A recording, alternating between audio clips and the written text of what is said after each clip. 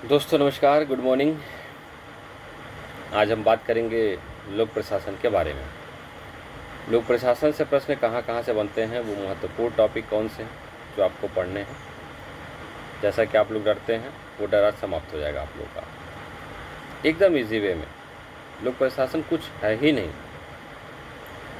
मैं पूरा एनालिसिस करके बैठा हूँ और इसमें आपको मुख्य रूप से 7 चैप्टर बस पढ़ने हैं। 7 चैप्टर मतलब आप उसको टॉपिक समझ सकते हैं जो आपके एग्ज़ाम में दिया गया है, सिलेबस में दिया गया है। वो 7 टॉपिक कौन कौन से हैं पहले उसको आप जान लीजिए, फिर उसके अंदर से कौन कौन से प्रश्न आते हैं, किस टॉपिक से प्रश्न आते हैं, उस पर भी चर्चा मैं करूँगा।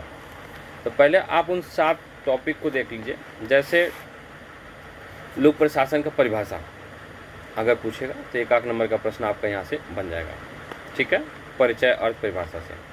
दूसरा अगर आप लोग देखेंगे टॉपिक जो बुनियादी अवधारणा दिया है या सिद्धांत दिया है, दूसरा टॉपिक हो गया।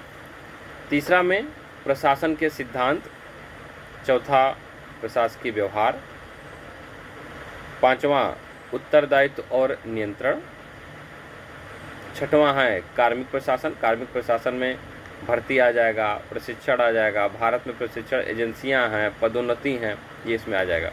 और उसके बाद वित्तीय प्रशासन मतलब बजट वगैरह, लेखा वगैरह से रिलेटेड जो भी प्रश्न आते हैं यहाँ से आ जाते हैं। उसके बाद जो भी आपके टॉपिक हैं ये आप समझिए कि वो आपको संविधान में पढ़ने हैं।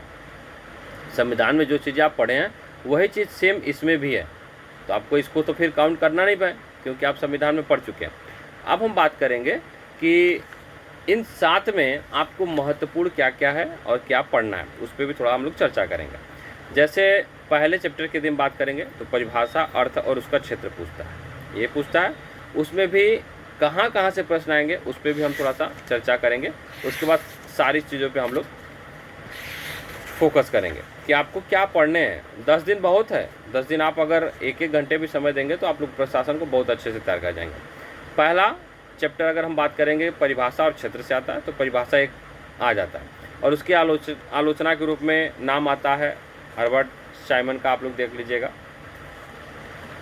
अच्छा, इन सब के बाद उपागम से प्रश्न आता है और लोक प्रशासन के क्षेत्र। लोक प्रशासन के क्षेत्र में पोस्टकार्ड की अवधारणा दिया है लूथर गोलिक का, वहाँ से प्रश्न आता है, उसको देखिएगा। और उसके बाद PO CCC वाला यहाँ से भी प्रश्न आते हैं, उसको देख लीजिएगा। उपागम हो गए, उसके बाद उपागम के बाद प्रश्न आता है उद्भव का चरण।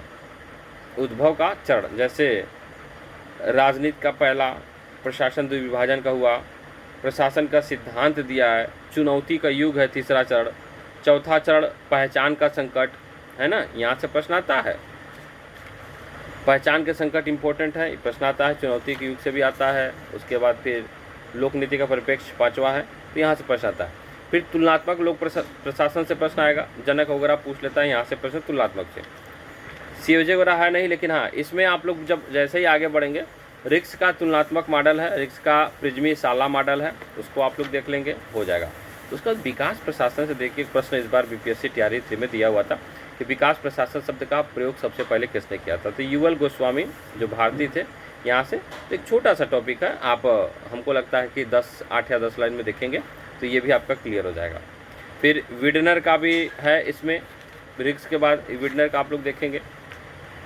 ये देखने के बाद आपका निजी प्रशासन लोक प्रशासन से अगर अंतर पूछेगा तो आप देख लीजिएगा इसको एक बार। फिर आप 9 लोक प्रशासन में आइएगा। 9 लोक प्रशासन में मिन्नो बुक सम्मेलन आता है, मिन्नो बुक सम्मेलन से प्रश्न आता है, तो एक टॉपिक मिन्नो बुक सम्मेलन है, आप इसको देख लीजिएगा, इजी है, आप कर ले जाएंगे मिन्नो बुक सम्मेलन वाला। ये आपका पहला चैप्टर इसी में समाप्त हो गया, खत्म। अब हम दूसरे चैप्टर की बात करते हैं। दूसरा चैप्टर जो कि बुनियादी अवधारणा और सिद्धांत से है, तो सिद्धांत से तो प्रश्न बनते ही हैं। संगठन दिया है, संगठन का सिद्धांत प्रश्न आपके एग्जाम में बनता है, मूने है, रिले है, साइमन है, ये सब क्या आता है। अच्छा, उसमें भी आप लोग देखेंगे प्रक्रिया, पदानुक्रम, तो पदानुक्रम से प्रश्न बना हुआ है, प्रशासन का पदानुक्रम का सिद्धांत है ना, एक तो इम्पोर्टेंट है, यहाँ से आ जाएगा।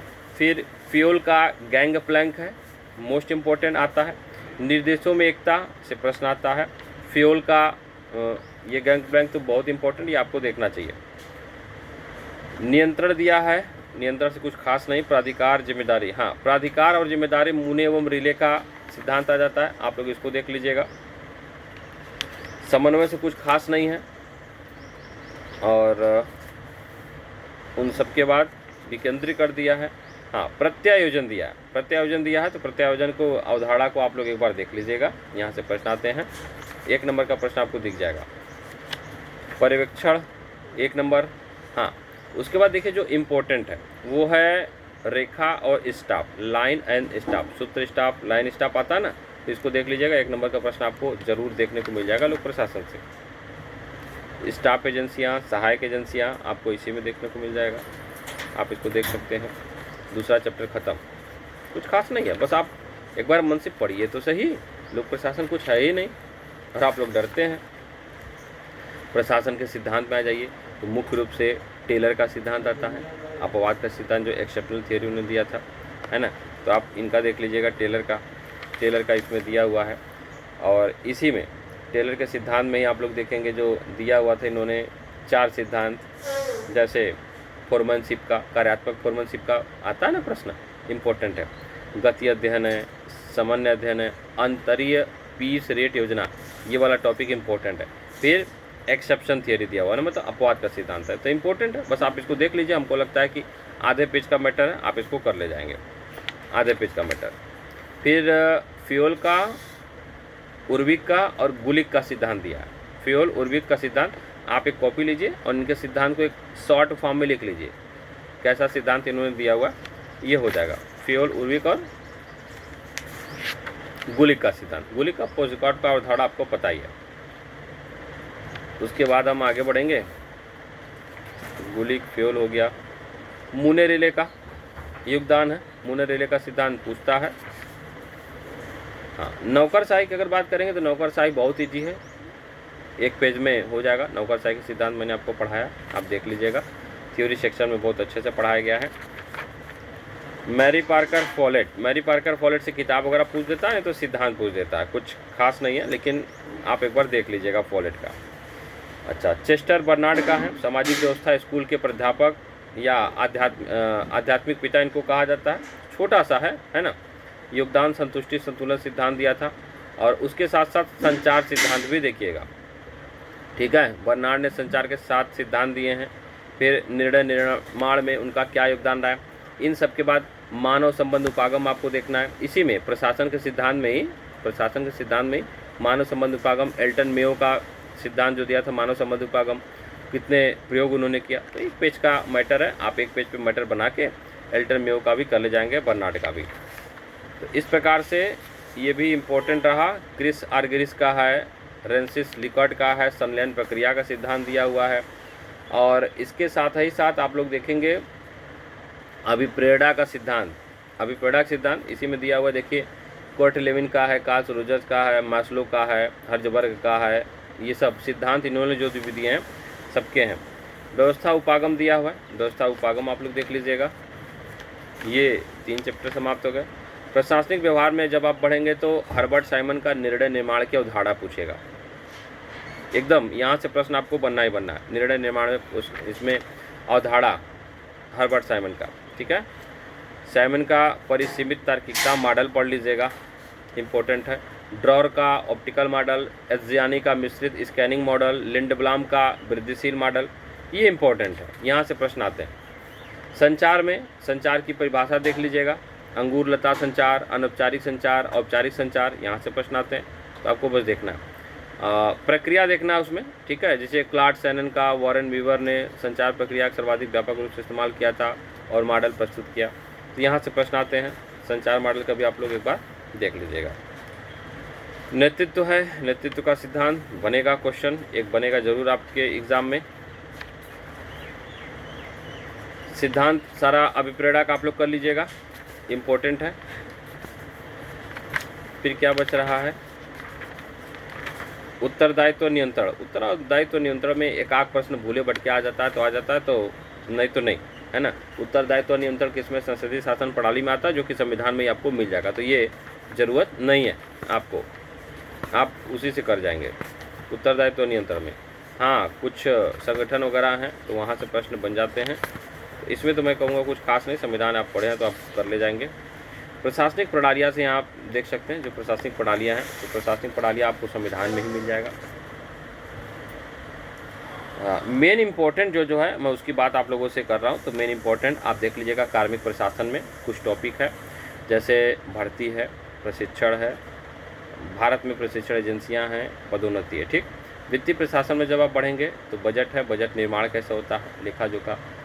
और फिर टॉपिक है प्रशासनिक व्यवहार, प्रशासन का सिद्धांत है।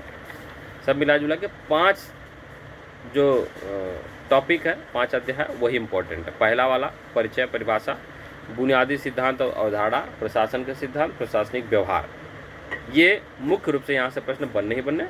और आप लोग देखेंगे तो ईजी है। और ईजी में जैसे प्रशासनिक व्यवहार बाद कार्मिक विकास में मैंने बजट बताया, भर्ती बताया, प्रशिक्षण एजेंसियाँ बताई, पदोन्नति बताया, तो यहाँ से 1 नंबर का प्रश्न आपके एग्जाम में बनता था। प्लस वित्तीय प्रशासन में जब आप पढ़ेंगे तो बजट से प्रश्न बनता है।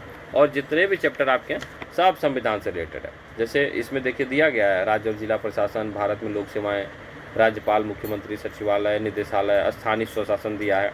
तो ये तो आप संविधान में भी पढ़ चुके हैं, कोई दिक्कत नहीं है। मिला जुला के ईमानदारी से आप 5 टॉपिक को पढ़िए या 6 टॉपिक पढ़ जाइए। 10 दिन बहुत है, आप 10 दिन मन से पढ़िए जो मैं बता रहा हूँ, बेहतर हो जाएगा। और मैं आप लोगों को मैराथन भी करवाऊँगा। फिलहाल में आप इन टॉपिकों को पढ़िए अच्छे से, जो मैं आपको थ्योरी सेक्शन में कराया हूँ, आप उसको कर ले जाइए, लोक प्रशासन समाप्त हो जाएगा। 1 बार 2 बार 3 बार पढ़िए, अभी आपके पास समय अच्छा कर ले जाएंगे। तो आपको कितना पढ़ना है? मात्र 6 से 7 टॉपिक पढ़ना है, आपका लोक प्रशासन एकदम क्लियर हो जाएगा। बातें उम्मीद है समझ में आई होंगी आपके। फिर आगे के एनालिसिस के साथ मैं आप लोगों को फिर से बताऊंगा कि आपको क्या पढ़ना है। तब तक के लिए देखते रहिए। Thank you. यदि आपको अच्छा लगे तो आप इसको लाइक और शेयर अवश्य करें। फिर हम लोग मिलेंगे नेक्स्ट एनालिसिस के साथ। तब तक के लिए थैंक यू वेरी मच।